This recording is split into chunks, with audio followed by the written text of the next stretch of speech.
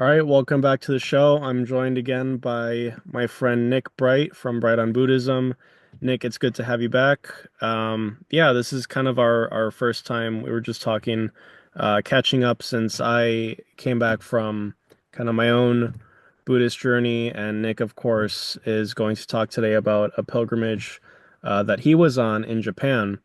I think it's kind of funny how we kind of ended up on very similar journeys around the same time, kind of like just temporally, because I didn't, really plan it that way, and you didn't really plan it that way. We just kind of happened to go on those same journeys around the same time. Yeah. So, yeah, Nick, what you been up to, and what's going on with you and this journey that you had in Japan? Yeah, thanks for having me back. I'm excited to talk about it and to sort of speak about how incidentally we ended up doing similar things at similar times. Um so on March 25th of this year, I got on a plane and flew to Tokyo, and then on the 26th I got on another plane and flew to Tokushima, which is on the island of Shikoku in the southwest region of Japan. If you know where Osaka is, you go about 2.5 hours southwest of Osaka, and you're there. And that is the start of the Shikoku pilgrimage. So that's the 88 temple pilgrimage walking trail that, people often actually think it was founded by Kukai Kobodaishi, but actually it didn't really sort of come together in its current iteration until the early Edo period. So we're talking, 1600s, 1700s. Mm, And the relationship to Kukai is that it visits esoteric Buddhist temples, and many of the temples or the places that you go are important to the story of Kukai's life, or they're places that he visited, or they're, you know, temples that he did found, or something like that. So for example, he was born at what is now temple number 75, Zentsuji, and he did various miraculous acts. We're all very sure that this happened. It's all very historical and very true. Um, he did all these. He made water come out of a rock or something. You know, okay, at every single place. And gotcha. We have this photographed, right? yes, we do. Yeah, from the time period. And so these are just 88 temples along the way that have some relationship to the story of Kukai's life. And so it was my intention to walk the entire trail, starting from, March 20, whatever, until what would have been around this time, like May 15th or so. Um, and that would have been that long of walking and visiting temples. And going into it, I had decided I wanted to do the whole thing just simply because, you know, it's very rare that somebody has 2 or 3 months free. And I just happened to have 2 or 3 months free. And I thought, what better time, than springtime when the cherry blossoms are out and when the weather is good and when it's the most popular time to go than to undertake this pilgrimage.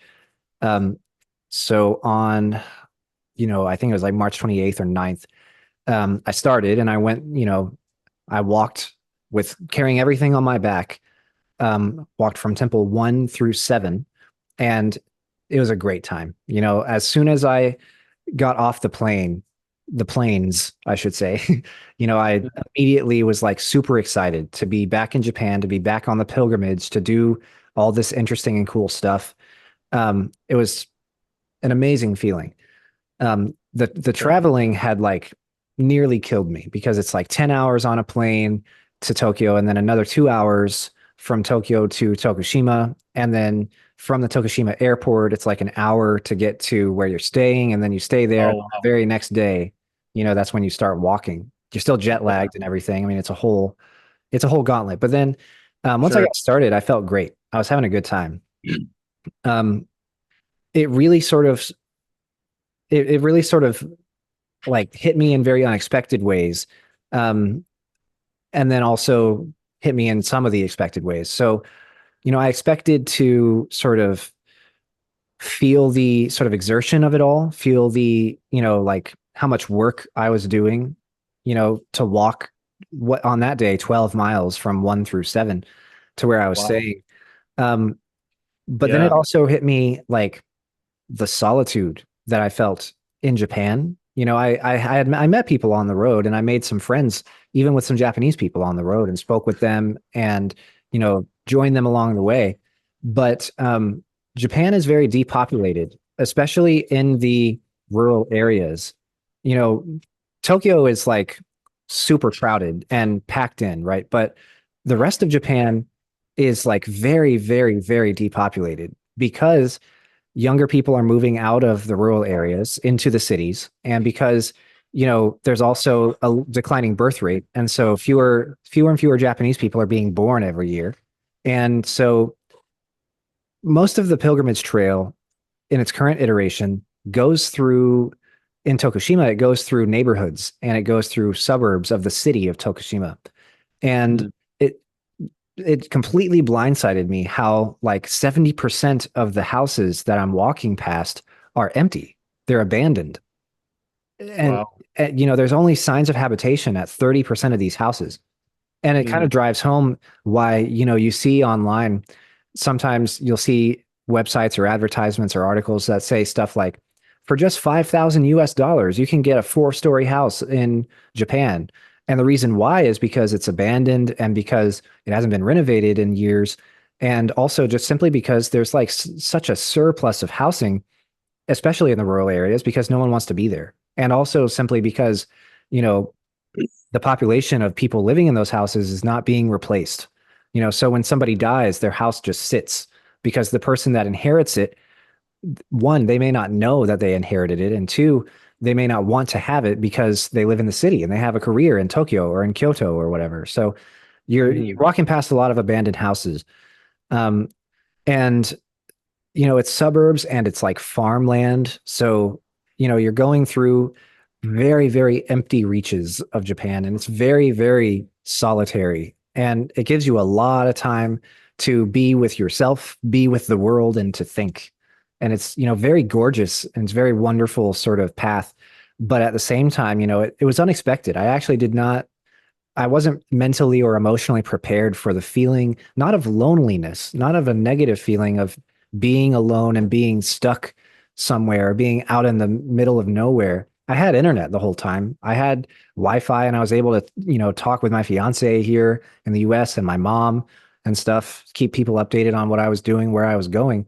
But, I just sort of I went that whole day and I spoke only to the innkeeper from where I left and, you know, two friends I met on the road and the innkeeper that I, stayed at the night of, so most of the time, just very empty, very wide open. Mm. So that gets you through the first day. And it was an incredible experience. I mean, the temples are beautiful Mm. and the land is beautiful. Most of that stretch of the pilgrimage is in the flat region of Tokushima between two ranges of mountains. So Okay. it's not quite a valley, but there's two ranges of mountains that sort of almost form a V, but not quite. And there's a flat basin where there's a few rivers, more than one Okay. river. And you're walking basically from one range of mountains to the other Okay. for that first stretch. And very gorgeous. I mean, Yeah. it's Sounds really pretty. really pretty, yeah. But yeah, it just surprised me how abandoned it was. Yeah. And yeah, thanks for that first leg of the journey. I can really picture a lot of it. I just wanted to check in on a few basic things. So Absolutely, yeah. yeah, so I heard the name Kukai. So tell me a bit more about the background of this pilgrimage. It seems to be very geared towards Shingon Buddhism, Hmm. which we talked about before and which you specialize in a lot. But so am I correct there? Is it more having to Yeah, do with Shingon Buddhism? Okay. absolutely, yeah. So it is technically like a Shingon Buddhist uh, pilgrimage. And Mm. so, it's fascinating that we sort of started talking about this because before I left for it, I was like, okay, I'm going to meet Shingon Buddhists. I'm going to meet monks at temples that are Shingon Buddhists, but also everybody who I'm traveling with who is not a tourist is going to be like, a Shingon Buddhist or express some sort of understanding or attachment to Shingon Buddhism, but that's not Sure. the case at all. You know, Okay. first off, there's a lot of tourists, of course, right? I mean, there are people out there who, from the West or from all over the world, who get interested in walking trails like this, and so they might have done the El Camino in Spain, and might have also, I met somebody from Denmark on day two or day three who walked from not Denmark, I'm sorry, from the Netherlands, walked from the Netherlands to Rome to go to the Vatican Oh. and stuff like that. And she also then later came on this pilgrimage. And so there are people who get interested in these long pilgrimage trails, even if they're not religious from the West, and they're tourists or they're hikers or they're backpackers. The people in Japan who are doing this pilgrimage, they obviously have a deep attachment and connection to Buddhism. But, you know, whenever you ask, do you go to a Shingon temple in your town? I actually often got the response, what is Shingon? And I was like, what do you mean? What do you mean? Like, Koyasan Shingon Shu. That's what I'm talking about. What do you, Kukai kara no Shuha? Kukai kara no Bukyo Shuha. The kind of Buddhism that comes from Kukai, from Kobodaishi. Kobodaishi sama no Bukyo. And people are like, oh yeah, sure, yeah. No, what? I don't know what you mean. I mean, and I have no doubt there's Yeah. plenty of Shingon Buddhists who do it, but what I found is that the Sure. most of the people who are doing it, they just understand it as Buddhist, and they don't discriminate or distinguish so strictly between, oh, maybe whenever my grandmother dies, we'll do a Pure Land ceremony, but now I'm going on this Shingon pilgrimage. Does that make Mhm. sense? Like, there's not so much of a strict, like, Yeah. sectarian divide, at least in the consciousness of how people who are actually doing Buddhism are doing it. And Yeah. I had read that and seen that in scholarship before, but this just really drove it home and surprised me. I on day one, between temples 4 and 7, I spent some time walking with a Japanese person. He's 18 or 19 years old. His name was Takuto. And I got a lot of Japanese practice in with him, and I'm very thankful for that. But eventually, after we did like, what's your favorite food? What's your favorite video game? What's your favorite television show? What do you want to do after you get out of school, etc. After we did the small talky stuff, where are you from? Um, Sure. you run out of topics, and you're on this pilgrimage trip together, and it's a very shared, very sort of vulnerable experience to be on this path. And you'll often, it's not rude or intrusive to ask or be asked, why are you on this pilgrimage? Why are you on this trip? And they're like, what are your aspirations, or what are you trying to get out of it, or are you Buddhist, or stuff like that? Mhm. And so we exchanged the question, why are you doing this? And as an 18-year-old kid, he gave me an answer that just blew my mind. He said, my grandmother is 93 years old and she is unable to walk this route. And so I'm doing it for her so that I can transfer, and Wow. I'm adding some of this because of the Sure. understanding, but he's basically saying I'm doing this because I'm transferring the merit of this trip to her so that when she dies very soon, she's going to have a better rebirth. It's for her in a sort of memorial sense or a funerary sense, because Oh, she's not long for the world. And yeah. my mind was blown, because how many 18-year-old kids in America would do that? Yeah. Yeah. No, that's very heartwarming Mhm. to hear that story. And it's not like he was like super faithful or super un not super not average. Does that make sense? Like, he was a high school kid. He said his favorite food was pizza. We spent most of the time talking about Monster Hunter, a video game that we Sure. both like that was made in Japan. Okay. You know Yeah, what I yeah. mean? Like, he's not an abnormal kid Right. otherwise, Mhm. as you Just would like your expect. average Japanese kid. Yeah. But then he just sort of drops this on me, and he's like, yeah, I'm doing it for my grandmother, who, you know, Oh, that's super heartwarming. he specifically said, she can't walk it. And in America, it's very typical for somebody to turn 60 or 70. And there's a point that they often talk about where it's like the point where you sit down And it's Mm. specifically a point where you sit down and you don't really get back up correctly afterwards. You sit down and then you need a walker, or you sit down and then next time you stand up, you break your hip. It's a point where, you're stationary for the last bit of your life before you pass away. And in Japan, because they walk a lot more there and use public transit a lot more and stuff, that doesn't happen at age 60 and then you live for 20 more years after that, bound Mm. to a chair, taking pain meds, using a walker or a wheelchair, etc. Typically Sure. in Japan, when somebody sits down, so to speak, they are not long for the world because, they can't walk. I mean, that's Mm. like because it's so much more of a cultural thing to walk places. They have a lot more longevity with walking in their lives. Right. They spend Yeah. more of their lives walking. And so whenever somebody sits down, it's because like they are much sooner to die than an American would be if they were in that same situation. And so the idea is sort of like she can't walk. And so we know that she doesn't have forever left. And so we're going to do this for her as she moves on into the next life. And I was like, I was so shocked. That's Yeah. incredible. No, it really is. And I think it just I've been thinking about this recently actually, and I think this would be worth kind of talking about in its own episode. So obviously, Orientalism is dumb, it's bad, it's just an inaccurate way to think about religion. This idea that Asian people are more spiritual and Western people are more logical and rational or whatever.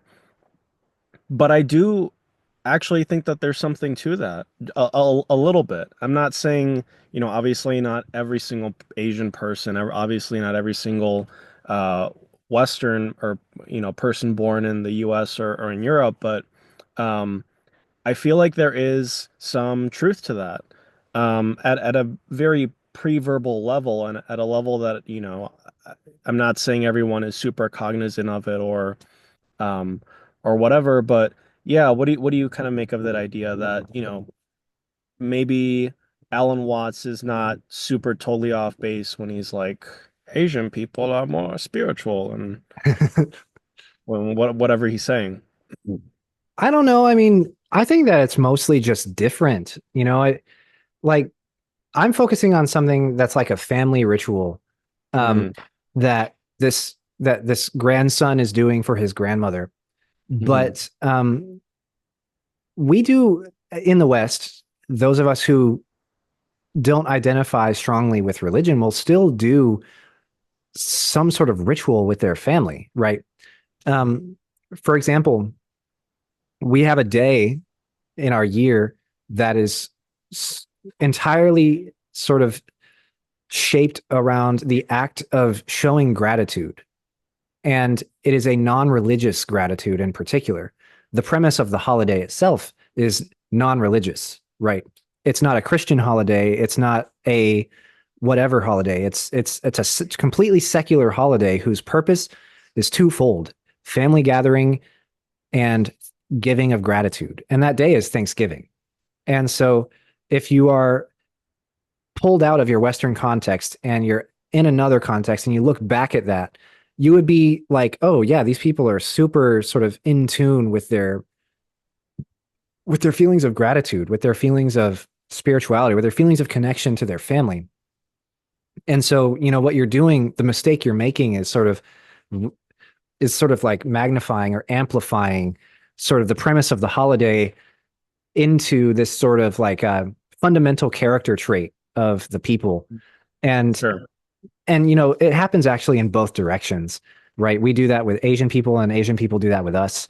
And what it comes down to at the very end, what I think it boils down to is just simply that we see something that's different from our own context and we're sort of mystified, we're enriched, we're engaged. And that's a positive feeling, but to say that he's more spiritual than the average Western person is kind of hard to back up because, um, you know, how are we defining spiritual?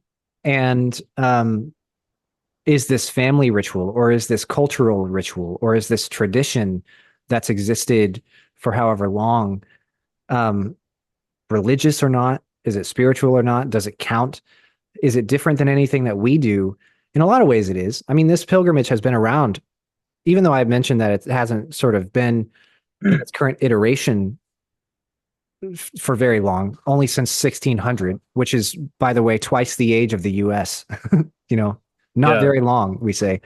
But it has It's its typically roots. Japanese. Exactly. It has its roots in like the ninth century or the 10th century. So I mean, it's, some bits of it are 1,000 years old. And so it is a lot older. And we can look at that and think to ourselves, oh, this must mean that it's more something, more something. But it's really just more old. Hmm. Okay.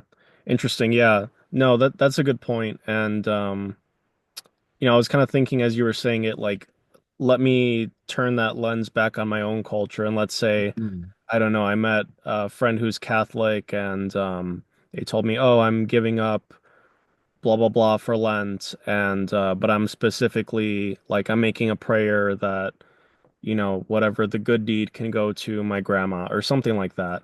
Exactly. I, Yeah. I actually wouldn't. I'd probably just be like, "Oh, okay, cool," and I'd probably like forget about it in like 10 minutes from then or whatever.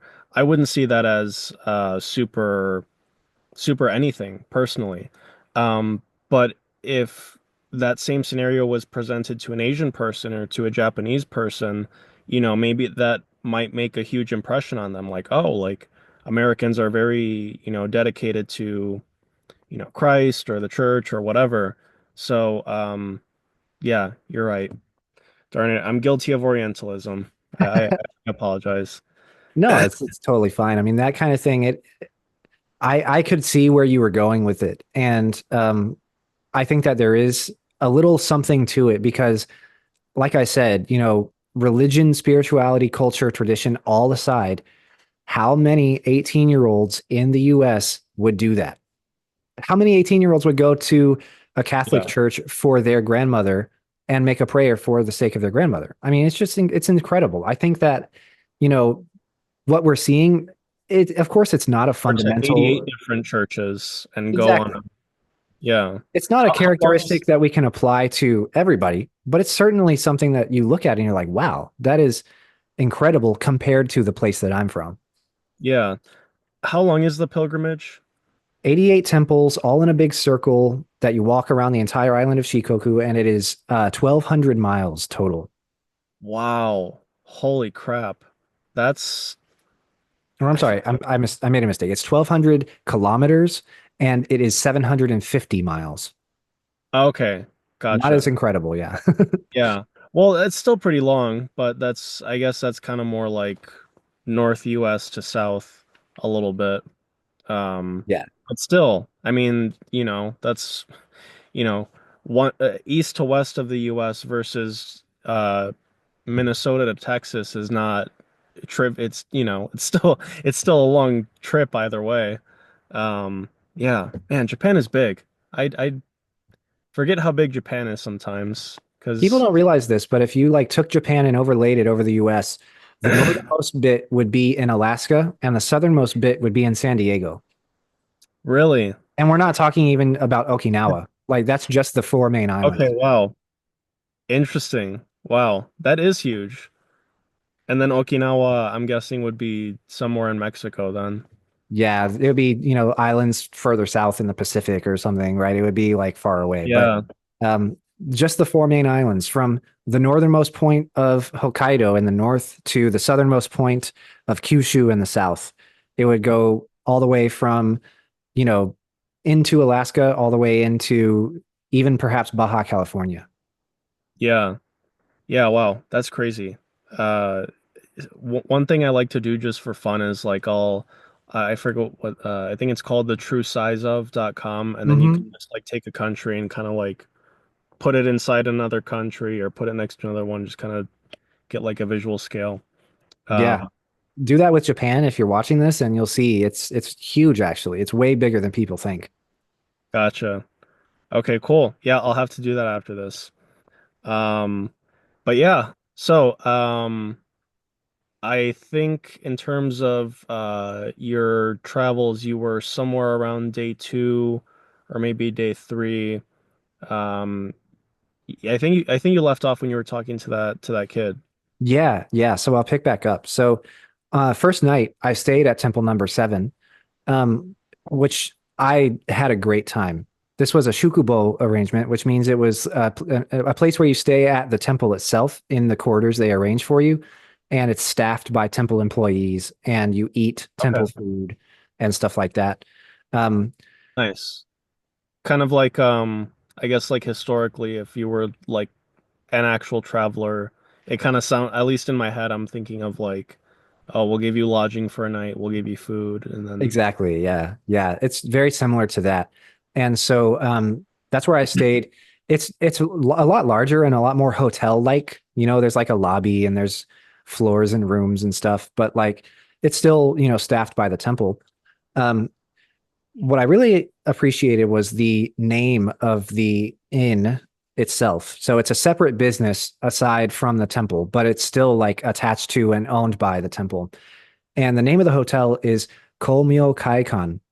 And this means the place where the light mantra is chanted, or the place where the light mantra opens up, or spreads, or blooms. And what is the light mantra?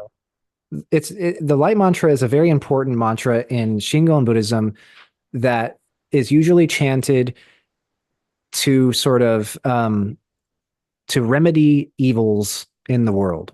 So Mhm. the first time I remember chanting the light mantra was um, in October of 2023, whenever I had first gotten here and I had first joined the Shingon Temple in Seattle. Um, the monk there, it was October. And so the monk there was like talking about the Palestinian genocide. And he said, let's say the light mantra for the victims of the Palestinian genocide.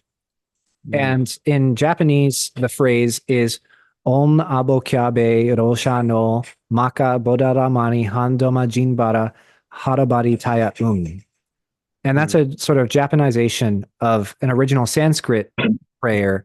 Um, and we've talked about mantras before. The meaning of the phrase is not as important as the sound, but the meaning of it is essentially, the light of Vairocana spreads everywhere and saves and helps everybody. Um, Mhm. and I just liked the name. It was like, the hall where the light mantra is chanted, or the hall where the light mantra opens up. That's a really good name for a Buddhist shukubo hotel. Yeah. And Shukubo is where they do the lodging, like kind of like a temple, I guess like that whole kind of setup. Is that what it's Yeah, called? yeah. It's just kind of the name for the type of lodging. So it's not an independent hotel and it's not a traditional inn, which would be a ryokan. It's it's a shukubo. It's like the lodgings for travelers at a temple. Okay, gotcha. Shuku means like stay or like to, it's where it's lodgings or accommodations. And then bo is like like monk or like, Buddhist place. So Uh, um Gotcha. it's yeah, but it was a wonderful accommodation. I really enjoyed it. They had wonderful food and um you know lots of fun people. I actually at dinner I did a lot of people watching. We ate cafeteria style all in the same room, with a preset meal. Mm. Um and it was wonderful food. It was fish and vegetables and pickles and rice and miso soup and Really? stuff like that. Yeah, it was very, I very thought tasty. it would be vegetarian, just since it's at a Buddhist temple. Yeah, none of the food that I ate there was vegetarian. And Okay, it's interesting. gotcha. Mahayana Buddhism, I think, in general, does not require vegetarianism as strictly as perhaps Theravada Buddhism does. And so Shingon is naturally not going to have as much sort of vegetarianism. Also, I think that traditionally fish are not considered sentient beings. Okay, So gotcha. like so people who eat fish in English we have like How convenient. yeah, in English we have vegetarian, which means like I don't eat anything that was like an animal before. So I'll eat cheese and I'll eat eggs and I'll eat honey, but I won't eat bees or chickens or cows, right? And then we have, ovogenarian or whatever I think. ovarian or something. I don't know. Somebody who eats eggs, but they don't eat cheese. They don't eat, uh, whatever. And then we have pescatarian, someone who eats fish, but they don't eat cows, Yeah. pigs, chickens. I think that like their interpretation of vegetarian in Japan in a Buddhist context means pescatarian in our English context. It means they eat fish, eggs, cheese, dairy products, whatever, but they don't eat red meat. So, yeah, fish are Uh, not sentient beings. Gotcha. Just if you want to have it for dinner, just kind of like kick it off the sentient beings list, and then you don't have to. Yeah. Exactly. Yeah. Yeah. Uh, So, but I did some people watching, and there were some fun characters who were on the pilgrimage trail. There was a big group that was on a bus trip. So they're usually older people in Japan who want to do the pilgrimage and they can walk, but they can't walk 750 miles. They will sign up with a big group on a bus tour, and a bus will drive them to each of the temples. And it'll take less time and it will cost some money, but they'll have all their gear ready. So they'll have, the sedge hat that says Dogyo Ninin on it, which means, same path to people, referring to the idea that Kukai walks with you as you go. And then they have, the sedge hat, the white jacket, the staff, the pilgrim staff, and they have a bell, and they have omamori and stuff. They have all the traditional sort of components of traveler's garb already set mhm, for them. And sure. so I saw a group of them, and clearly, I think like a big friend group of guys had like booked it, all guys above 55 or even maybe even 60. And Mhm. they were just like drinking and carousing and having an amazing time. They weren't bothering anybody or being, like impolite or bad or too Okay. too chaotic. But I mean, Sure. there was a table of just retired looking Japanese guys just pounding beers. And like it's hilarious because they're in their traditional garb, on this pilgrimage path. And there's literally a moral precept in Buddhism that says don't consume intoxicants, right? Hey, The yeah. fact that they're serving beer at the temple is already shocking to me. And they're just pounding beers and just like laughing and joking and having a wonderful time. I really, really thought that was fun to watch. I mean, Yeah. I caught some of their conversation and they're just making jokes about walking on the road. They're making jokes about each other. They're making jokes about their jobs. They're making jokes about all their kids. I mean, it's great. It was a really fun, sort of relaxed and relaxing sort of dinner time. Sounds like an anime episode, like a bunch of Yeah. people like drinking at like a Buddhist temple, just getting hammered. No, that sounds Yeah. really fun. That sounds really Yeah. fun. So I stayed there, and then the next day I did temples 8 through 11. So same distance walking as before. Um, and then the trouble started. So Well, on at temple number 10, which is called Kiri Hataji, I got an injury in my left knee. And that injury would, in the coming days after that, make me have to stop the trip early. Um, 8 and 9 were, normal, fine. I wasn't hurting too bad. I was feeling good. I was a little sore because I had walked a lot, but I wasn't, having any trouble getting to the temples on time. I was seeing a lot of dogs that were tied up outside and, cats that were on porches. And, it was a good time.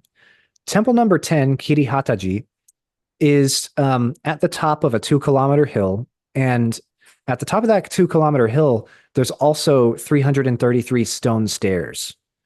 And I'm not mistaking how I'm saying that. 333 stone stairs that have been there since the temple was founded.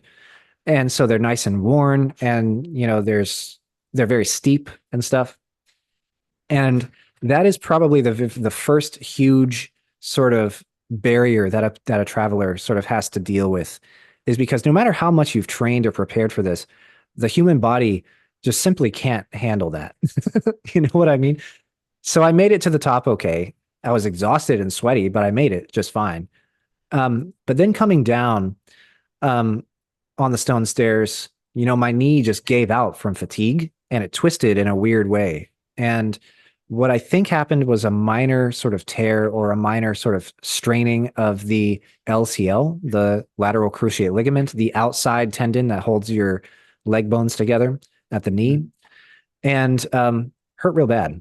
It hurt real bad. I was in the middle of the stairs, just sort of recovering from that for about, I would say, half an hour to 45 minutes. And I eventually did make it down from there and continue on, but it just hurt real bad. So I got to Temple 11, which is where I was staying. Not at Temple 11, but at an inn or a hotel near Temple 11 where I was staying. And I was like, I'll just take some medicine and sleep this off. And, you know, I can still walk, I can still move my leg. I have a lot of trouble bending it at a 90-degree angle, but I can still do it. So I'm going to just see what happens. So the next day, I did genuinely feel a little bit better. I felt, Right. it hurt and stuff. I was limping, but I could walk.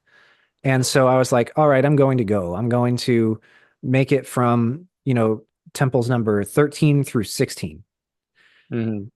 I skipped number 12 on purpose. I skipped number 12 because it was there was actually a mountain climb behind Temple 11. So you go to Temple 11 and then right behind the Hondol, the main worship hall, there's a trail you see snaking back up into the mountain for several kilometers. And I was like, okay, well, maybe I shouldn't be climbing a mountain on my injured knee. So I was like, I'll skip Temple 11 I'm sorry, Temple 12, and then maybe come back later. Temple 13 through 16, the walking just got more and more excruciating as the day went on. I mean, it was just super painful. I limped 15 miles, which like the knee hurting is like bad enough, but then when you limp for that far, the rest of your body starts to hurt too, because you have to angle your back and your hips weird, and you have to like hold your back differently. And I was carrying a backpack full of 30 pounds of, my most prized necessary possessions. You know what I mean? 15 Clothes. miles is a long way, just walking down the street. Yeah, even if you have both of your legs in good condition. So I got to where I was staying and I made the tough decision to end the trip early and come home. Um, Ah, I thought about seeking medical attention in Japan to get it fixed, but you know, even though there is universal healthcare in Japan, you still face some issues as a foreigner. First off, if you're not a resident or a visa holder or a citizen, you still have to pay. It doesn't apply to, travelers. So like it's cheaper than the United States, but it's not a place where you can do medical tourism like Mexico or Canada or something. You know what I mean? Like you go can't to go get Thailand on a nice yeah, 2 week vacation. Yeah. you can't go get like a cheap hair replacement or something in Japan. It's going to cost about the same for you as it does here. Hmm. Um, the other thing is that you also face long appointment times and long lines and stuff. And so I was like, okay, I can't really afford if someone says I can see you next Thursday. I can't just stay here and wait for that and then wait for the recovery to go on the rest of the trip. Hmm. Um, I had baked in like 3 or 4 break days into my schedule, and I hadn't used any by the time I had this injury. But I thought to myself, I can't use these all at once, and I can't use more than these because I'll be way off schedule. You make reservations ahead of time, and if you miss these reservations, that's not good. So, um, I had to make the tough decision to come home early. But in the end, I decided I'm still going to go to Tokyo and spend some time there because it's my favorite city in the world. And I got to spend a night and a half in Tokyo and do Tokyo stuff, as much as I could within very short walking distance because I couldn't walk very far. Had a great time in Tokyo. I love Tokyo very much. But then I came home early, and it took about 2.5 weeks for my knee to feel better. I got home April 3rd or 4th, and it wasn't until, like April 25th ish, the last week of April that my knee started to fully feel better. And so it took a long time. I genuinely think I made the right decision to come home early because it Mhm. it took forever to heal, and I wouldn't have been able to keep walking on it for as long as I needed to. Yeah. Um, yeah, with that kind of stuff, it's like, just longevity wise. It's easy kind of when you're young to kind of like, oh, got to do this right now. But you know, I feel stuff now that I did when I was a teenager and I'm only like 27 and it's like, Yeah. long-term thinking is good. Yeah, yeah, but I plan to go back and plan to complete the rest of the trip in pieces, in the future. And Mhm. I plan to go back and hit number 12 because, even though in the moment I was like I can't climb this mountain, I'm going up and down small sets of stairs like an old man, one step at a time. It takes me like 20 minutes to get up and down like a regular flight of stairs. I can't do this. Um, I love mountains. I love hiking mountains. I love climbing mountains. And so I want to go back and um, make the climb up to temple number 12 Yeah. and then pick up, after I left off, Mhm. and do the rest of the trip just in pieces. And, oh no, I have to go back to Japan again. How terrible, right? you Yeah. know? No, that's great. That's definitely something to look forward to. And yeah, maybe that can be your like arch nemesis, like in your head for motivation. Temple number Yeah, 12. You I'll can take get that that with temple. you. Yeah. Yeah, yeah, exactly. Well, cool, man. Yeah, I'm glad that I'm glad that you're back. I'm glad that you made it back without any permanent injuries. And yeah, thanks for sharing that story. That's I'm jealous. I've never been to Japan. I really want to go. And that seems like probably the most ideal way that I would want to go. Um, I I feel like I wouldn't mind it if I never went to Tokyo, just because Yeah. I don't like big cities at this point. They're fine, I'd probably want to go just to experience it. But rural temples and like all this like Buddhist stuff, like that just sounds so cool, and Oh yeah. I'd love to do that someday. Absolutely. Yeah. Yeah. I mean, I just have a special sort of place in my soul for Tokyo, but um, this was my first time really getting out into like rural countryside Japan. Um, Mm, the Inaka, as English speakers learning Japanese and learning about Japanese culture will know, when I say the Inaka, I don't just mean like the rural areas. I mean sort of the connotation, like the quaintness, the slowed down sort of relaxed nature of everything there. The mhm, the sort of wonderful people that you meet who they are not trying to make the most money they can in the shortest amount of time they can. They're just doing something that makes them happy for the most part, right? There's a lot of poverty and there's a lot of problems in the countryside, but in general, you know, things are just sort of a lot more chilled out there. And, you know, a good example is the first innkeeper that I stayed with. I stayed the first night at Kanbayan, which just means like garden inn. It's a good name for a place, but the the innkeeper there, his name is Goto-san, and Goto-san is just the most hospitable, warm, welcoming guy ever, and he just seems very, very deeply happy to be able to be a part of the pilgrimage by giving people somewhere to stay on the way, and mhm. he's genuinely interested and genuinely just invigorating to talk to. Like he wants to know why you're on the trip. He wants to know how you're doing. He wants to know that you have everything that you need. And he's also just fun to like, talk about sports with, talk about music with. He plays guitar. And so me Okay, and him talked about guitar and talked about music a lot. And it's just he's a great nice. guy. And he's not like climbing the corporate ladder. He's not, trying to buy the nicest car or the nicest house. He has carved out, and his wife, they've together carved out a very nice life in the countryside doing this innkeeping. And I have nothing but respect and veneration for them because they're very incredibly nice people, much nicer than people who are rushing on their way to work and will, elbow you to get on the train or something. Or tourists Yeah, in Tokyo who like this bugged me. I have to go on this short tangent. And go for when I stayed in Tokyo, I stayed above the famous Shibuya Scramble, the famous intersection in Shibuya that, it's the busiest intersection in Tokyo, potentially the busiest in the world.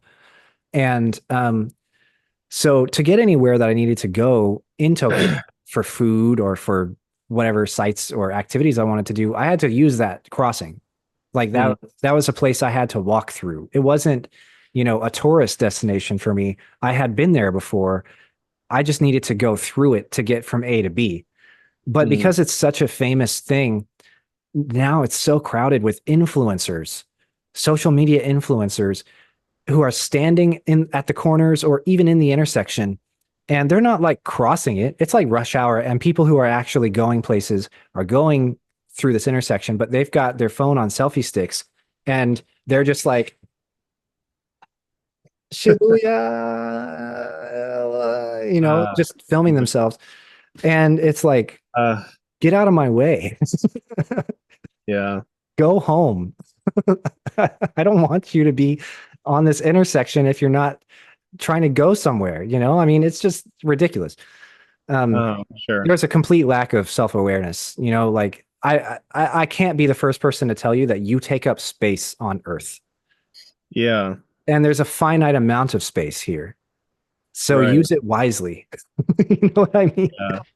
No, But that's anyways, yeah. ridiculous. So I I'm, mean, it's yeah, Goto-san on one side, and then this, social media influencer kids in Shibuya. I mean, I know who I would go hang out with every day. yeah, for sure. Yeah, cool. Yeah, no, it's and obviously we're kind of primarily talking about religion here, but it's like the intersection of like religion with just like everyday culture. I feel like that's where the cool stuff is. So I I'd like to get into a little bit more of what you said. Just getting your take, not necessarily a religious scholarship take or whatever, but um you were kind of talking about how people in Asia, and we're specifically talking about Buddhism, don't really distinguish between, Pure Land or Rinzai Zen or Soto Zen or whatever. Um, and I've very much experienced that myself as well. There's a very nice temple that I like to go to in Taipei, um, pretty close to Taipei Arena, and it's a Rinzai Zen Buddhist temple. But you wouldn't know that if you asked the people there or even Mm. the monks there. If you ask the monks there, and I don't speak Chinese, but my girlfriend does, when I ask them like, oh, kind of introducing ourselves, this is a nice temple. What kind of Buddhism is this? They just kind of responded with a very confused look like, uh, Buddhism. And I'm like, well, what kind of Buddhism? Well, Buddhism. That's it. And Yeah. I had to look it up on myself, and it's on Google Maps, interestingly enough. Like that's kind of the first place you find that is it's a Rinzai Zen temple in Taipei, and it's actually like Japanese architecture because it was built during the The occupation. yeah occupation of Taiwan. So it's very beautiful, and I really yeah it's very pretty and it's great. Um, But th that just struck me as so I wasn't expecting that, like for it to just be like just Buddhism and not really concerned with kind of the specificities of it. I guess that maybe seems like more of a foreign thing or I don't know. What do you so my question is what do you kind of make of all of this dynamic?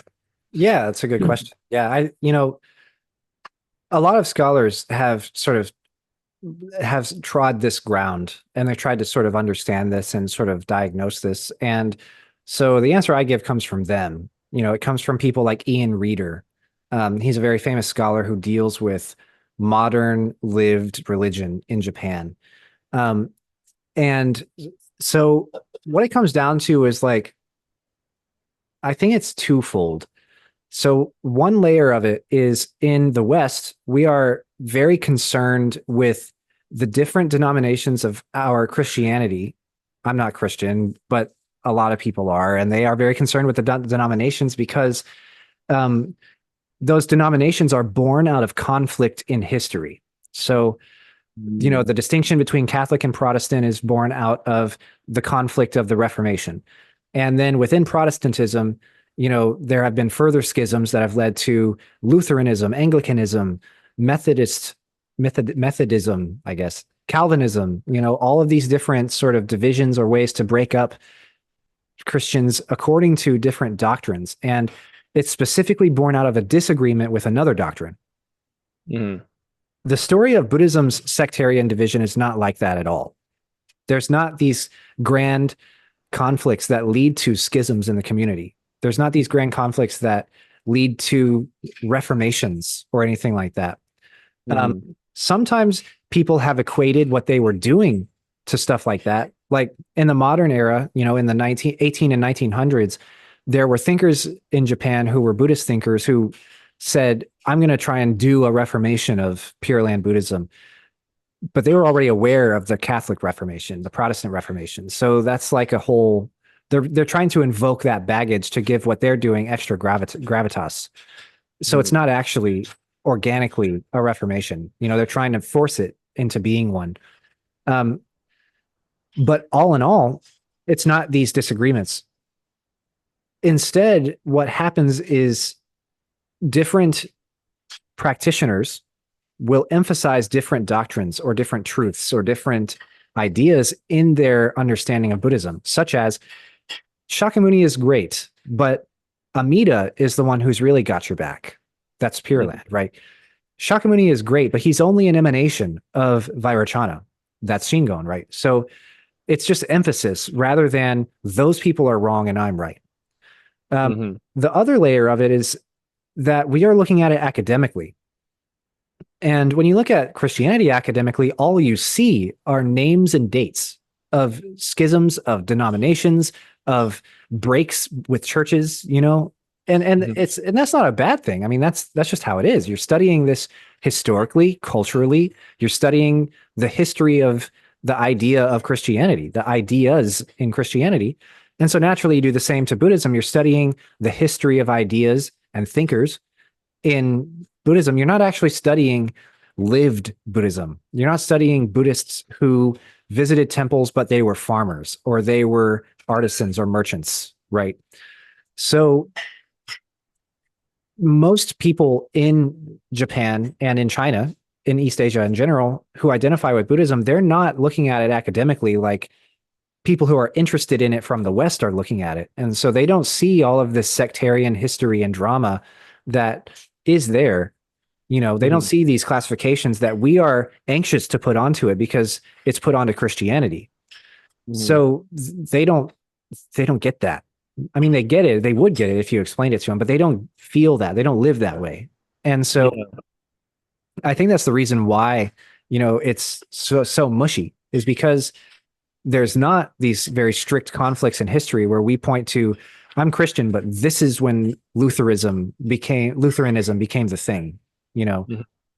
Yeah. I'm Christian, but I'm Methodist because those are wrong. You know what I'm saying? Stuff like that. We Yeah. don't do that. In Pure Land Buddhism, if someone goes to a Pure Land temple, they don't say, you know, oh God, you worship Vairocana? Why?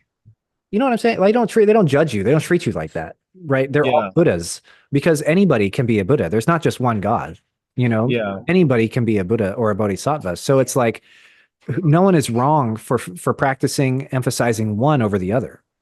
Mhm. Sure. I I I kind of want to challenge that a little bit. And also kind of add, well, I guess it's actually kind of to your point. It's kind of like, um so I'll talk about that Buddhist temple a little bit more. Um there's it's kind of funny, but it's kind of not. There's an advertisement, like a billboard basically, right next to the temple that I'm talking about, that I still like to go to it. I don't really go to the services that much when I'm in Taipei anymore, but um, it says in Chinese and then it says in English, Tibetan lamas are not real Buddhists. You can be sure of that. And I'm like, what the hell? Like, why? This is like just, come on, just be nice and get along. And it's very clearly it's, that temple put up the sign and they're like, no, that Buddhism is wrong, ours is right. Um, and so I'm sure that guy that you're referencing has done really great work and I buy into that argument. I would just kind of add the caveat. I feel like historically in Western religion, specifically Christianity, there were more serious ramifications for those disagreements. In other words, yeah, because I mean, we see within like, the tradition itself, there's guys who disagree about this and that, and with Zen Buddhism, and I think it's the Sutra of the Sixth Patriarch. It's kind of like, that stuff happens all the time, but when it happens in Buddhism, it's like a war doesn't break out, or people don't start killing each other or beheading the king or the queen or oh, cast all these people out. It's much more nonviolent. And so I guess like maybe kind of how I'm interpreting it is like we carry that cultural historical baggage, even if we're not Christian ourselves, of like, well, there were more serious consequences when you were of a different sect within that religion. And so maybe we carry that more. I don't know. What do you think? Yeah, yeah. First off, that's crazy that they have that billboard. I, You I, know, I don't like that. I really don't like that. I don't like that either. That's crazy. Yeah. Um, so to speak to that specific instance, and then I'll move on to the general thing you're talking about. To speak to Mhm. that specific instance, I suspect there must be some sort of aspect to it that deals with the um, the Chinese Communist Party and its relationship with the nation of Tibet.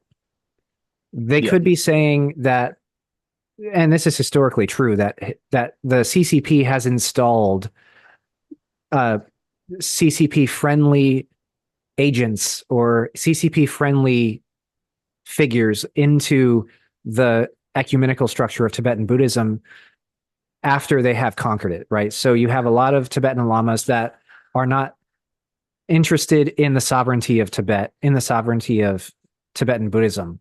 So Hmm. there could be, it could be pointing that out, for example, or it could otherwise be just sort of speaking to that relationship. That's the only thing that can make that make sense to me is that Or it could, it's or political, it could, right? yeah, or it could be the opposite in that they are very pro CCP Yeah, and they're trying to denounce Tibet even further like yeah, through the lens of Buddhism. I'm not sure, and I don't know if I really want to ask at this point. But yeah. Definitely not. I'm not going to ask as a white person in Taipei. I'm not going to ask. yeah. Um, so the general trend you're talking about, yes, I agree fully. I think you're right that the conflicts, the differences, they don't have the same ramifications as in the West, but they still do have ramifications sometimes. And whether or not they have the ramifications, we can't look at religion in a vacuum. We have to understand that it exists in a cultural and a historical situation. And that's why I sort of brought up the relationship between the CCP and Tibet, is because that is a non-religious relationship that has religious ramifications. Hmm. And there's plenty of stuff like that. Like I think, for example, there are certain levels of ecumenical height, rank in the religious structure that you cannot reach in Japan, in Buddhism, if you are foreign born. And there are certain ranks, naturally, of course, you can't reach in Shinto if you are foreign born. Those are reserved for Japanese people. And it is not just because of a language barrier, it's just simply because, like, we are foreign to Buddhism in their eyes. And so there are Hmm. limits to how close to it we can get, if that makes sense. Sure. And so like that's a cultural situation, Japanese ethnocentrism and Japanese exceptionalism within Japan. that is having a religious ramification. And there's no need for that. I mean, people who are born anywhere can be bodhisattvas. You know, Yeah. there is no sort of geographical situation of who is able to do the Dharma and who isn't. There's no geographical part to it. There's no ethnic part to it. But people are people, and we're on the whole, we're pretty racist. Good takeaway. Um, no, yeah, I think so. I'll say a little bit about my own Buddhist excursion that I had recently. So I went Yeah, to go tell us live in. about Odion. Yeah, yeah. I'll talk about it just briefly. I myself went on my own Buddhist pilgrimage or excursion or whatever you want to call it. I was living at a temple in California called Odion, and Odion is I learned not just one single Buddhist temple, but it's a broader network of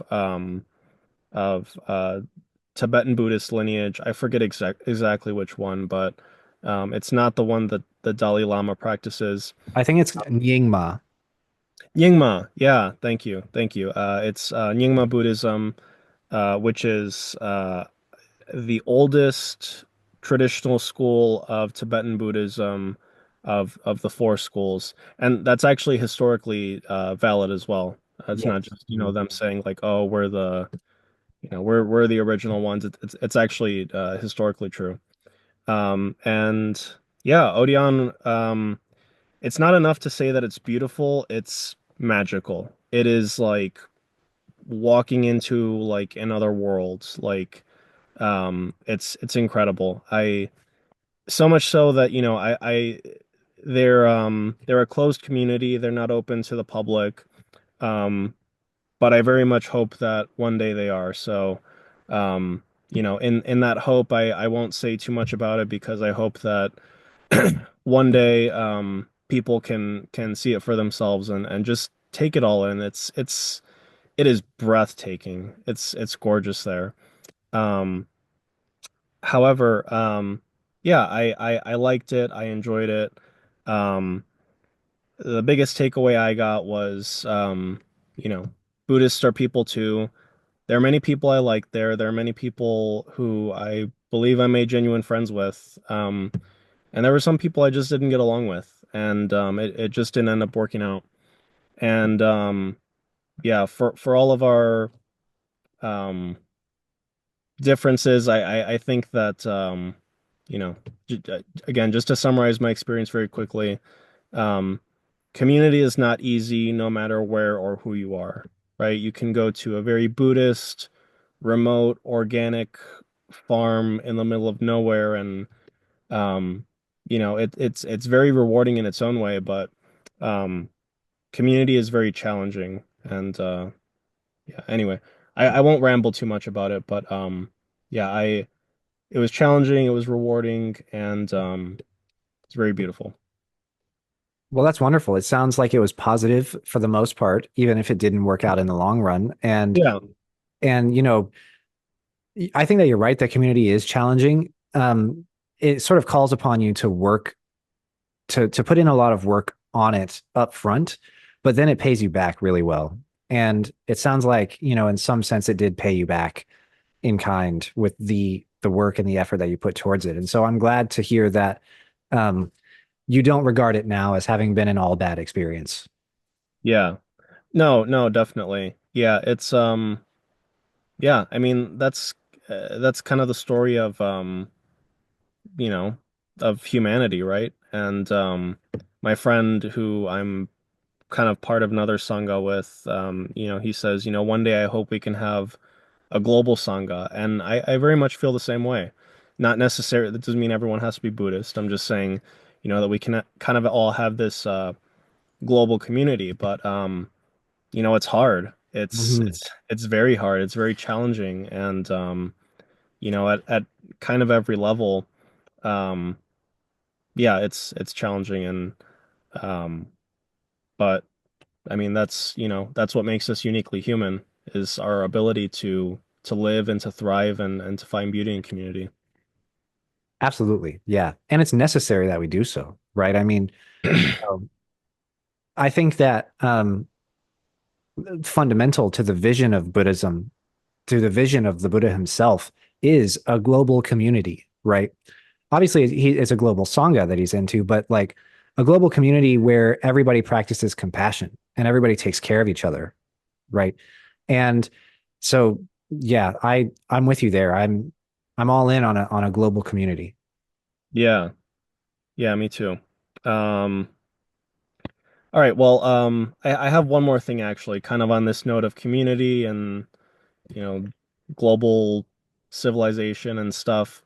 Um, you had said before that you see, and I might have already asked this, so I apologize if I'm asking like a third time. I have a bad habit of doing that, but Totally fine. um, I remember you had said, I think it was when we were talking about chapter six of Thompson's book, that Buddhism is actually uniquely cosmopolitan in its cosmology or in its ethics and in some way. I can't remember exactly what you said, but yeah, and I don't know if you remember, but do you think you could kind of dig into that a little bit of like this idea of cosmopolitanism, which obviously is very important to what I'm trying to do with Vijñapti?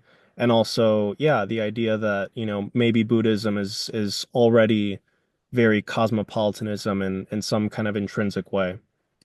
Absolutely. Yeah. Yeah. So, we're talking about cosmopolitanism as this in this context of sort of accepting and taking viewpoints and elements and components from many different ways of thinking from people of many different backgrounds and situations and um, engaging with all of them on equal and level ground and valuing and acknowledging them on equal and level ground. And so, you can there are many ways in which you can say Buddhism is uniquely cosmopolitan. For example, in real life, Buddhism does not exist in a vacuum. And whenever you go to Buddhist temples in Japan and China, there's also shrines to local gods at these temples. And, you know, there's literally a commandment against doing that in Christian churches. You can't have any other icons from any other religions in a Christian church because that breaks a commandment, right? So that's an anti-cosmopolitan commandment. Whereas in Mm, Buddhism, you'll see a synthesis of local gods, and then you'll also see gods that are foreign to Japan. You'll see Hindu gods. You'll mm, see gods from China. You'll see gods that are local and foreign to wherever you are, and also local and foreign to Buddhism itself.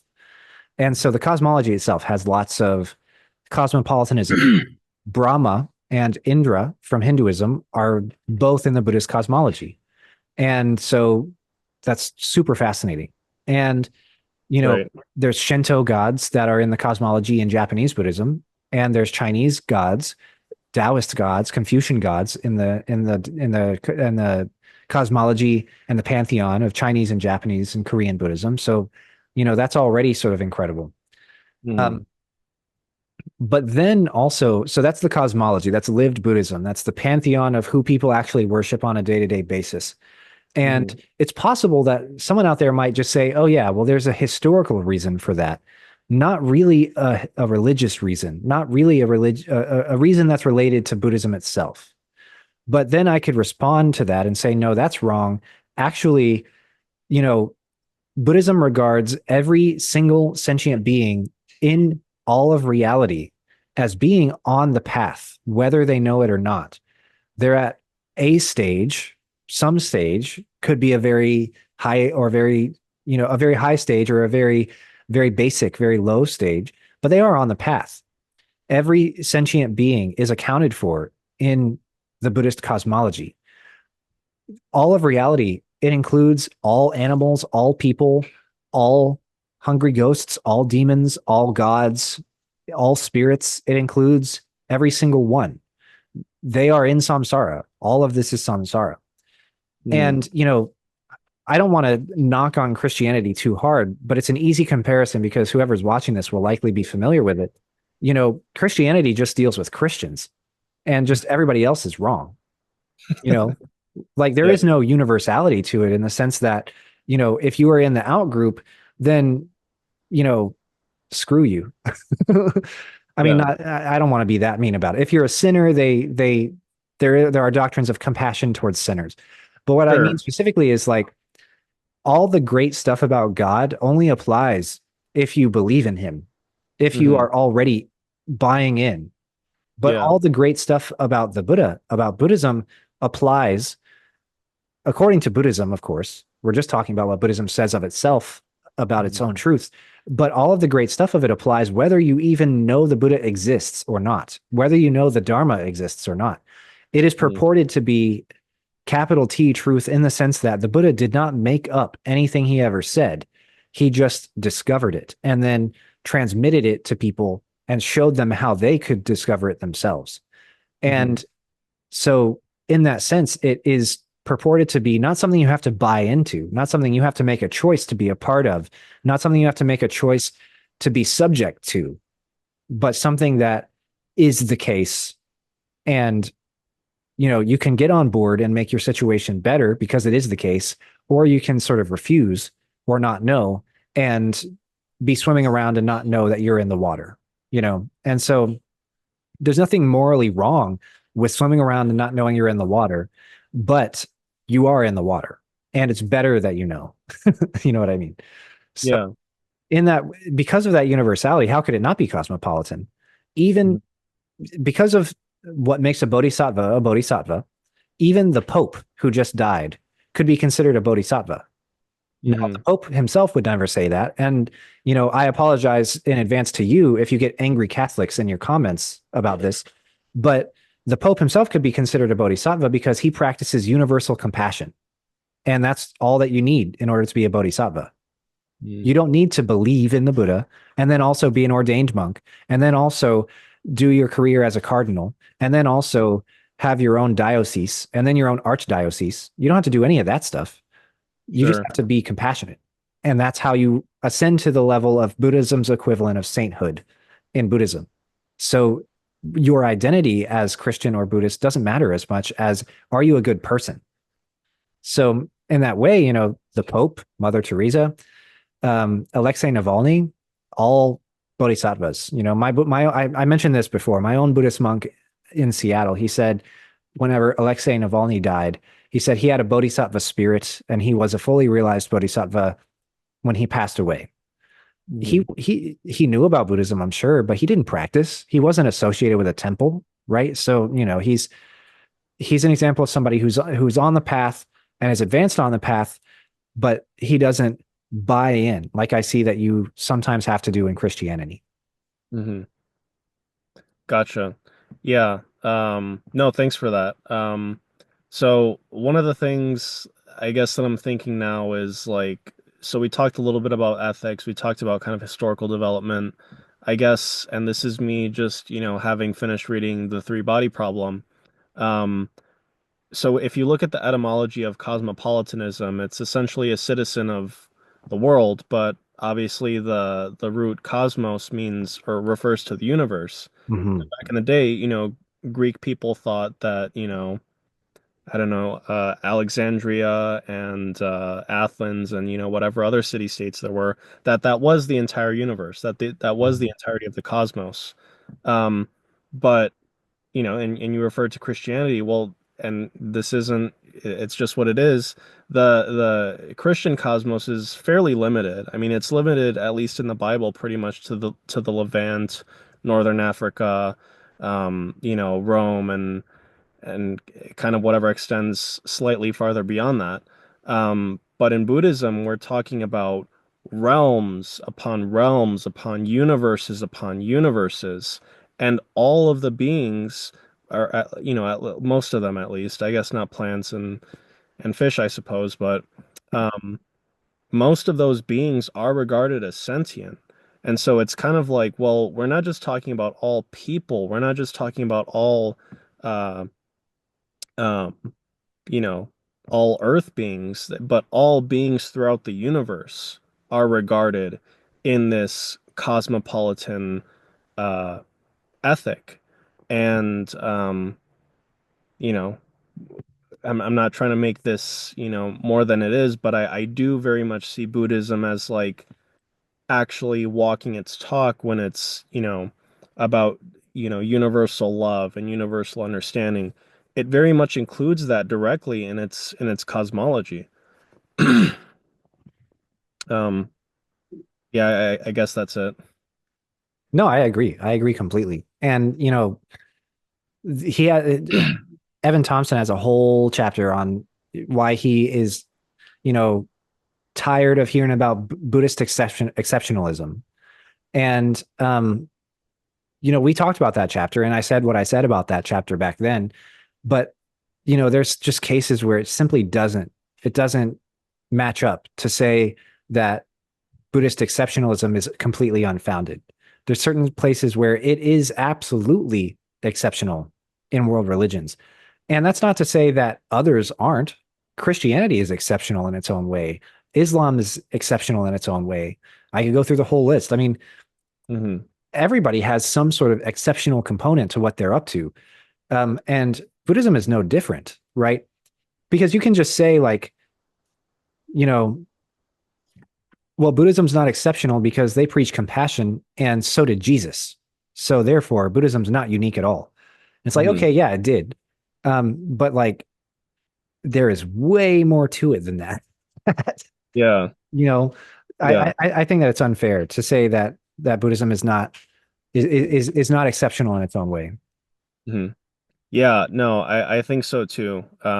Maybe we can do, I mean, and we talk about Buddhism a lot, so it's not like we don't talk about this stuff, but maybe we could do an episode kind of called like why Buddhism is exceptional or in Yeah, favor of Buddhist exception or something like that. Because it's like, you know, yes, Orientalism and like and all these biases, but um once you get past that, and those are very real problems, and I am very glad that he wrote the book because that is a very real thing. But it's like once you like address that, it's like no, there is something very special here. There is something very unique. Um and yeah, no, I agree. And for me, one of those things is this very expanded cosmology of divine realms and beings and yeah, that I see in very few other religions. And applying absolutely.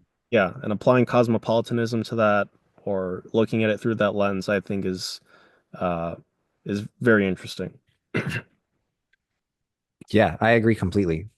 Well, I really appreciate you having me on to talk about both of our sort of unique journeys and excursions for Buddhism. I think that there's plenty more to go over in future episodes, and I think and I hope that both of our trips will sort of keep coming up in discussions because I can see and I can feel that we both sort of learned a lot. And speaking to my own pilgrimage, I feel kind of like an entirely different person.